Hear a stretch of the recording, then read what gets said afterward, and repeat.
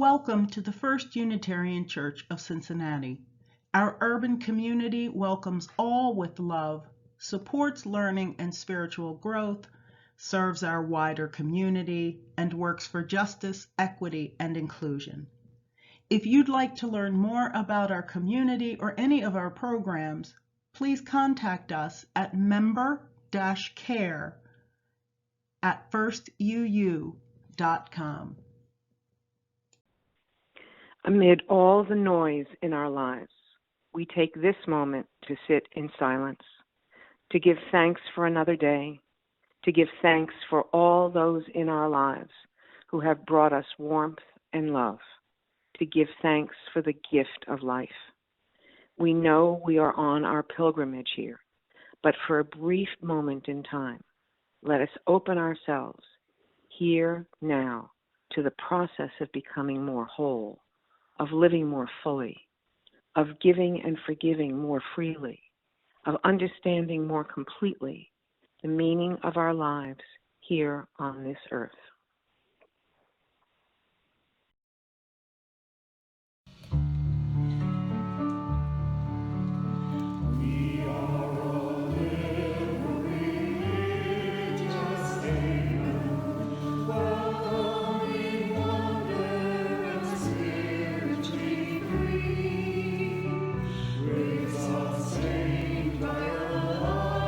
Tradition, look at its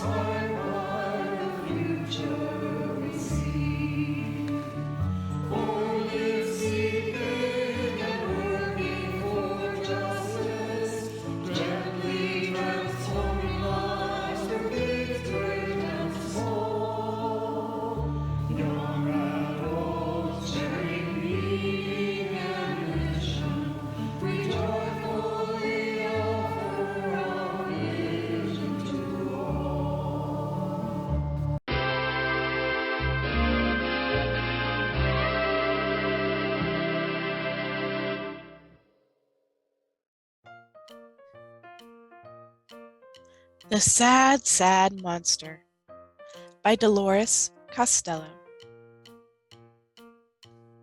This is a story about a monster. A very good monster. But even though he was good, everyone was afraid of him. At school, nobody would play with him. He would swing alone, skip alone, and play games alone. So Monster was sad, very sad. One day, Monster was eating lunch. Everyone sat somewhere else. Everyone except Sarah. Sarah wasn't afraid. She didn't mind Monster's sharp teeth. Is this space free?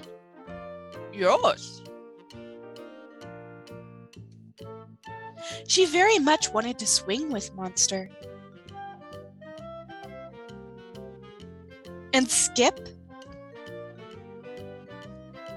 And play games. Sarah wanted to be Monster's friend. After that, Monster wasn't sad or alone anymore.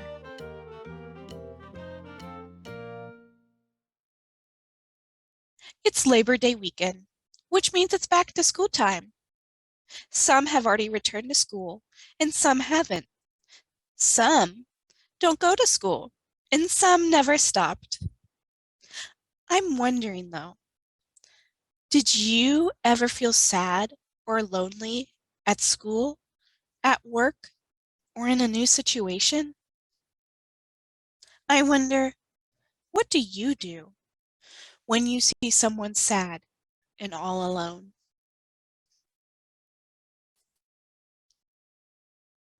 We pause to lift up the joys and the sorrows that have been part of our lives since last we were together, and to remind ourselves that we are part of an interconnected web of existence, that we are connected to all living things on this planet, in this universe, that we share our joys and our sorrows with all. In that spirit, I'd like to share with you A Web of Holy Relationships by Lynn Cox.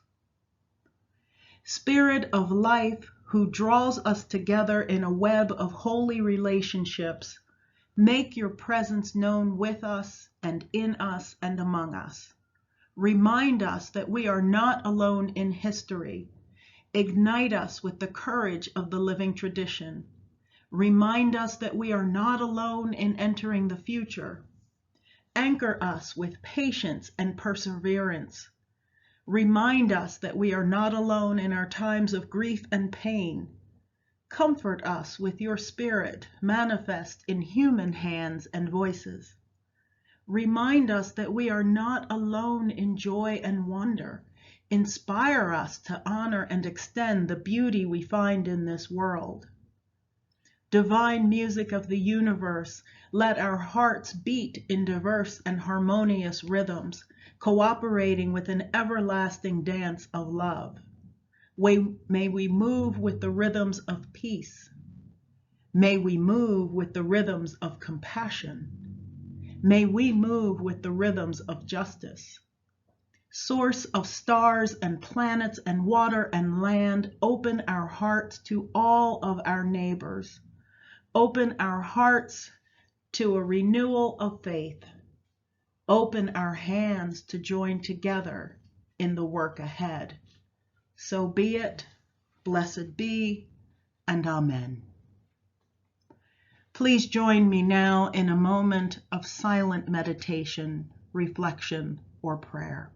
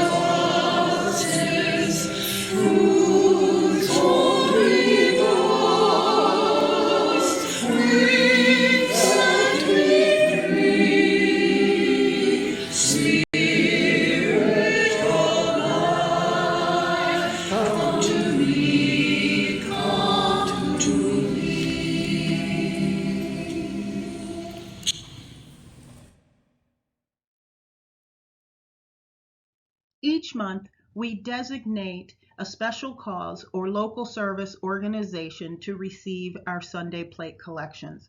Our beneficiary for the month of September is South Avondale Elementary School.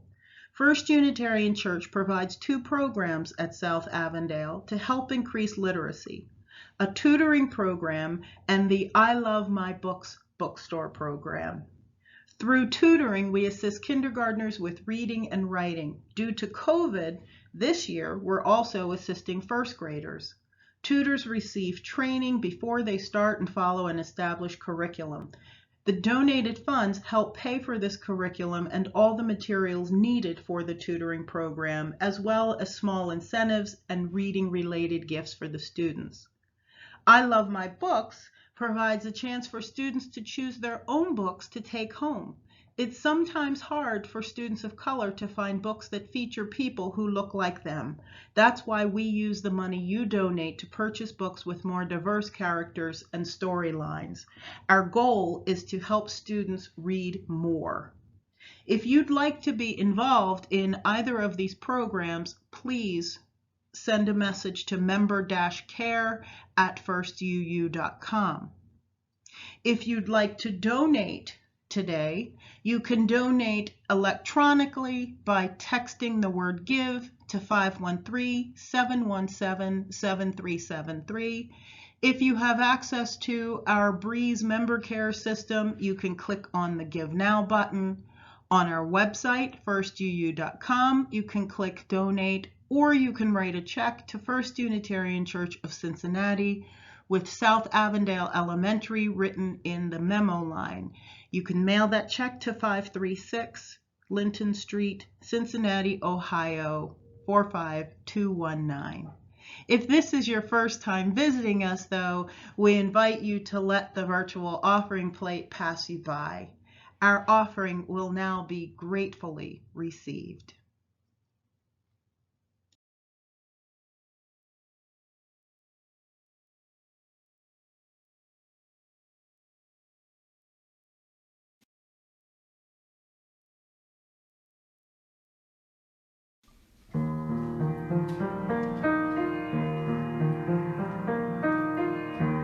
This is my song, O God of all nations, a song of peace to lands afar and wide. This is my home, the country where my heart is.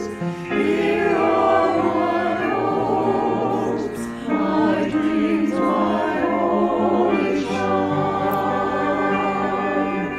But other hearts in other lands are beating with hopes and dreams as true and high as mine.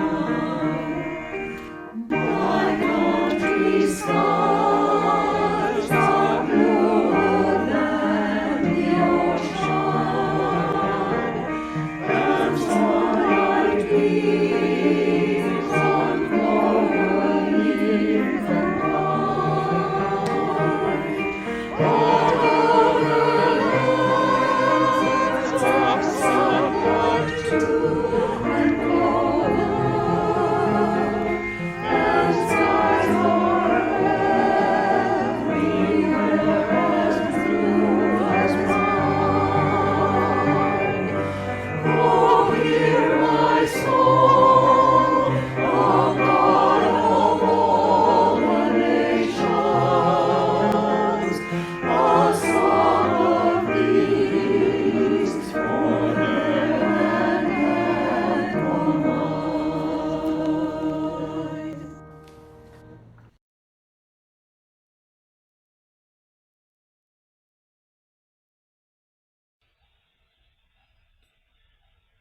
In his book, A bigger table.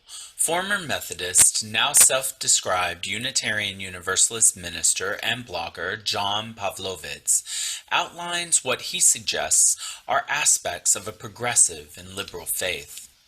Although his book focuses mostly on the Christian faith, there are many lessons that we as Unitarian Universalists could learn.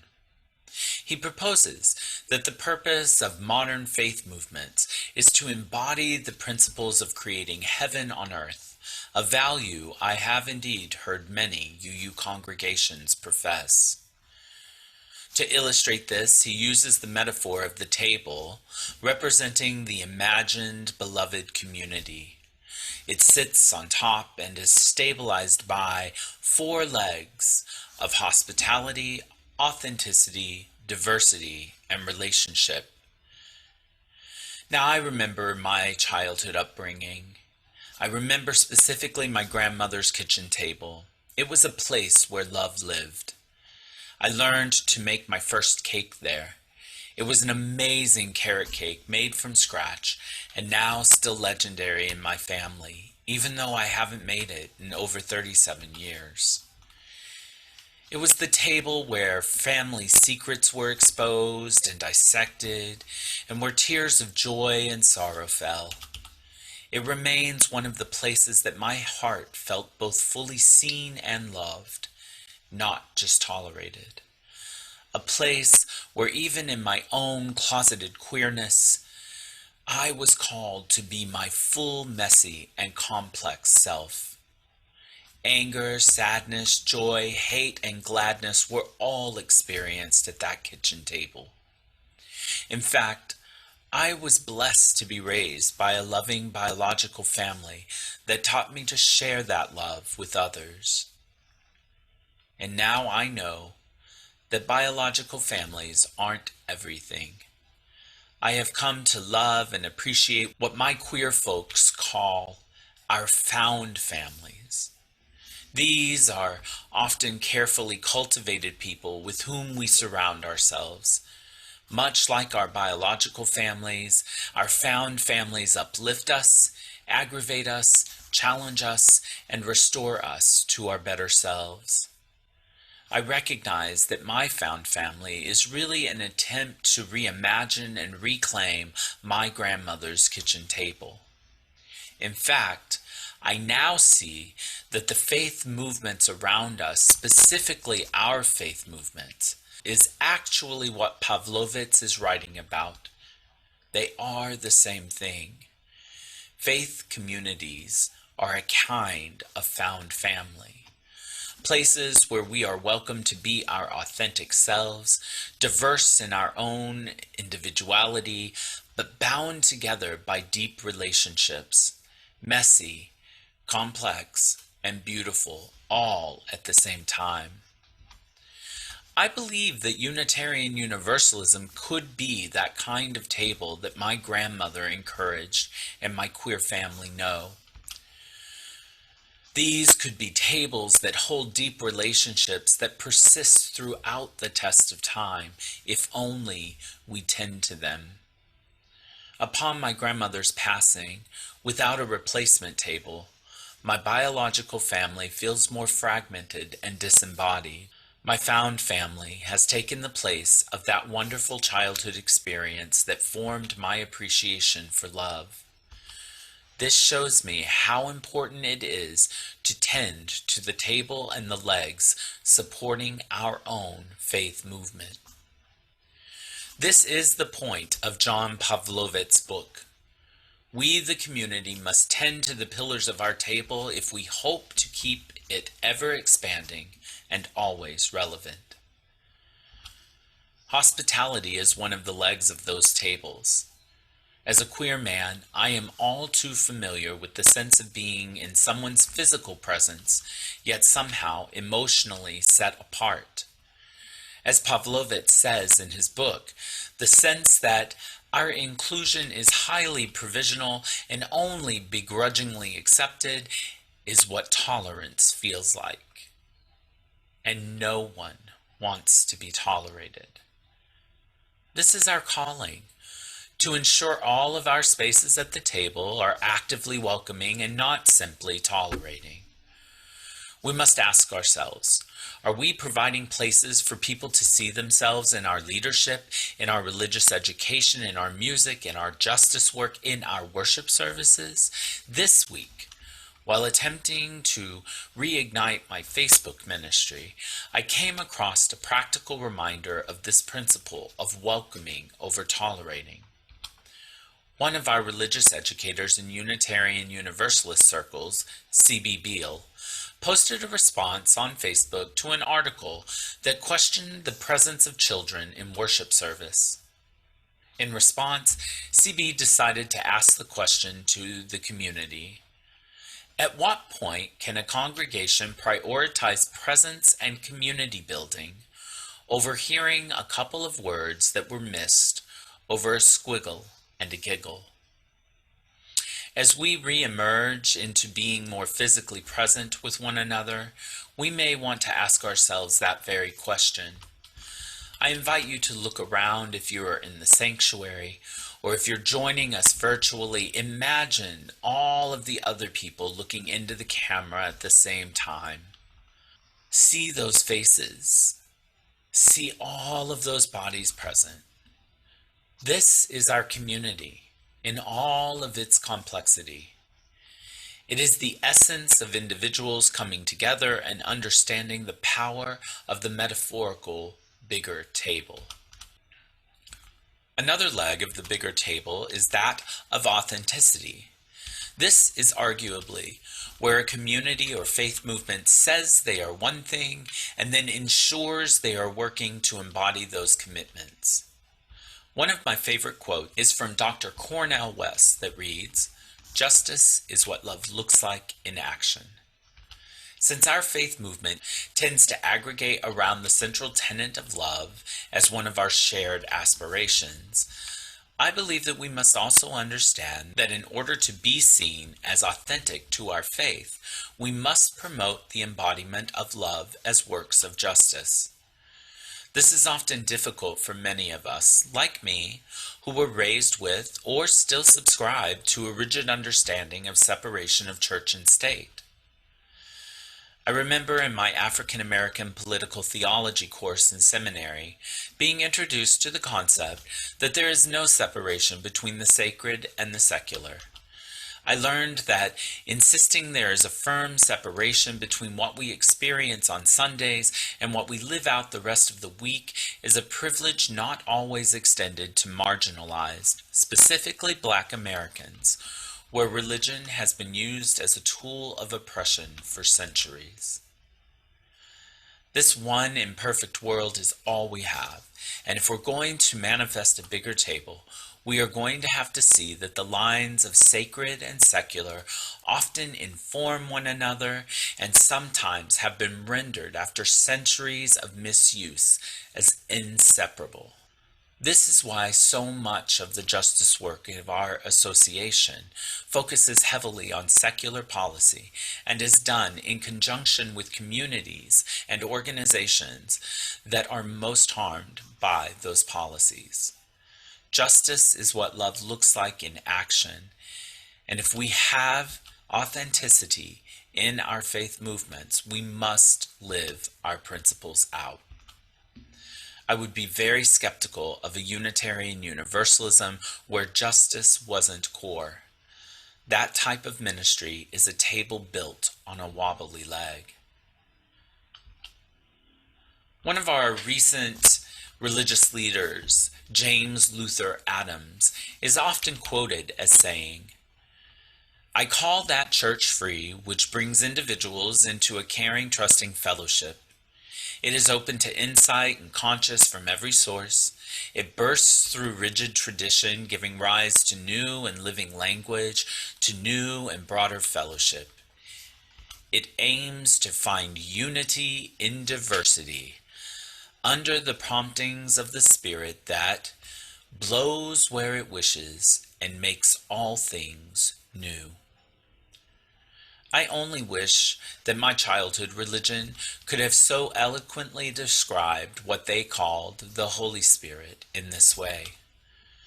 I know the James Luther Adams spirit of life and love that blows wherever it wishes, making all things new. It is a powerful and ever-present feeling that we are held even when our hearts break or our lives are irreversibly altered. Allowing the spirit to thrive is what can happen when we make the table bigger and intentionally seek diversity. Pavlovitz insists that this be a diversity in all ways: age, thought, sexual orientation, race, ethnicity, political affiliation, gender in all of its expressions or not.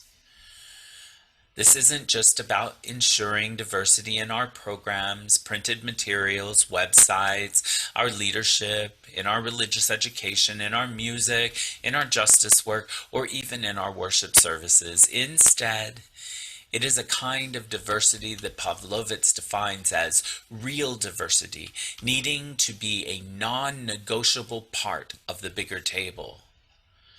But he cautions us. It is never accomplished without intention, self-examination, and brutal honesty about ourselves at every given moment.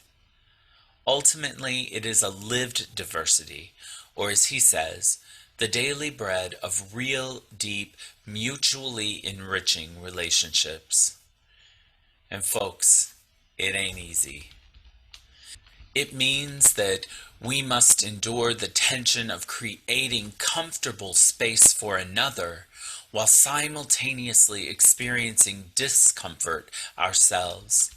It means that not every program, nor worship service, nor piece of music is for me alone, but I show up anyway. It means that I may not always be asked for my opinion, my expertise, or my wishes.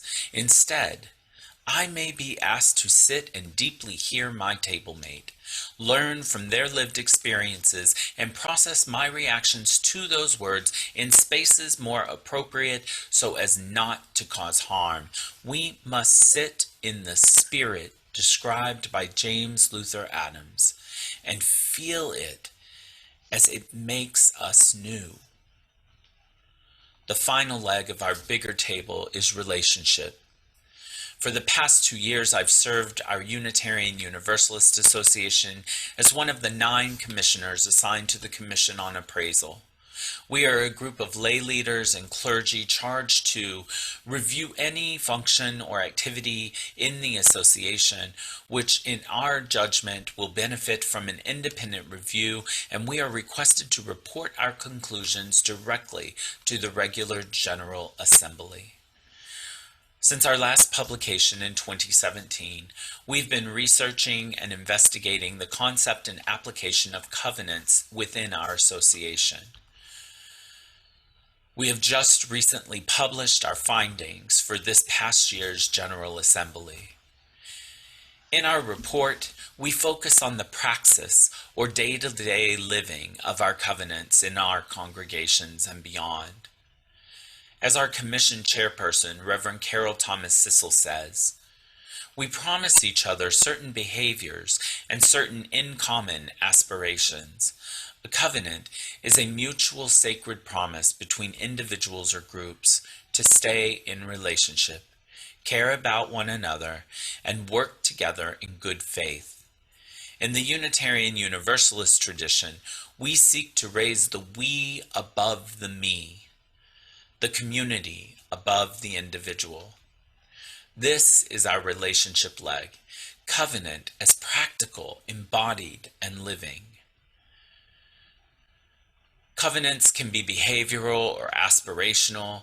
In either case, their purpose is similar, to provide a framework for us to bind together in terms of behaviors and or beliefs. At their best, they embody opportunities for redemption and restoration.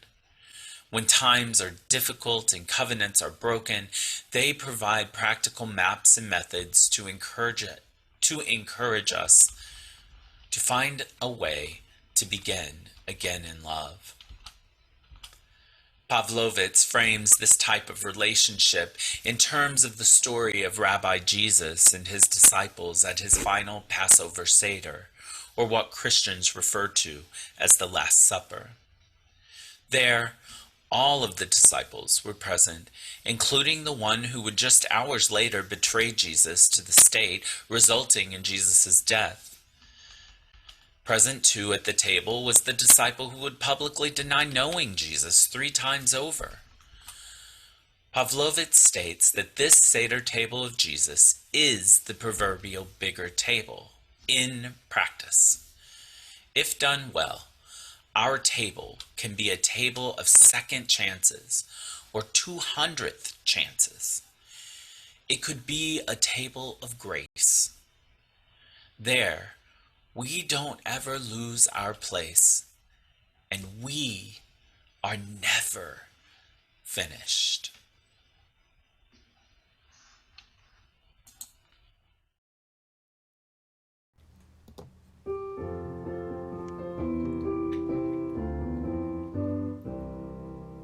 We'll build a land where we find out the broken. We'll build a land where the captives go free, where the oil of gladness dissolves all mourning. Oh, we'll build a promised land that can be.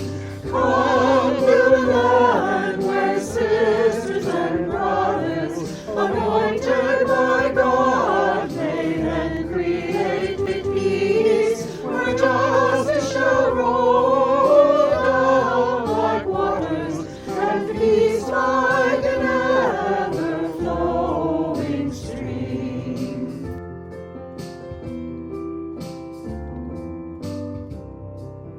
We'll build a land where we bring the good tidings to all the afflicted and all those who mourn, and we'll give them gardens instead of ashes. Oh, we'll build a land where peace is born. Come, build a land where sisters and brothers, anointed by God, made and create peace, where justice shall roll down like waters, and peace like an ever-flowing stream.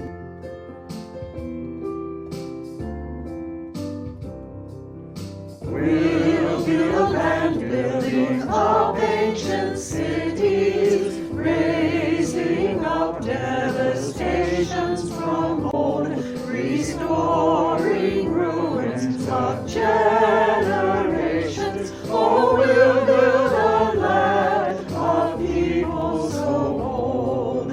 Come, build a land where sisters and brothers, anointed by God, made and create peace, where justice shall roll down like waters, and peace like an ever-flowing stream.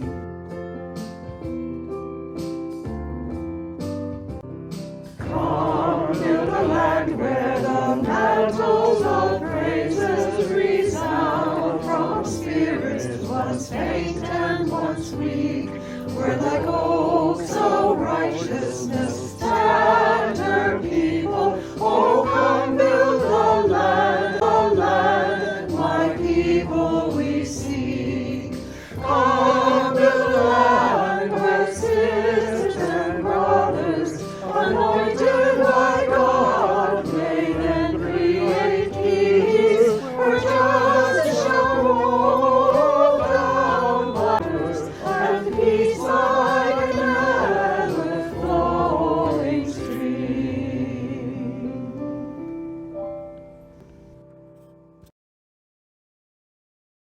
We bring our worship to a close by extinguishing our chalice.